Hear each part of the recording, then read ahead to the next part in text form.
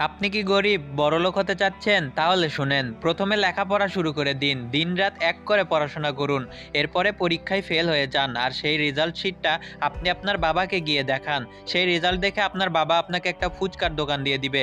আর সেই দোকানে অনেকগুলো মেয়েরা ফুচকা খেতে আসবে। আর সেই সব মেয়েগুলোর মধ্যে সবচেয়ে বড়লোক বাবার মেয়েকে আপনাকে খুঁজতে হবে।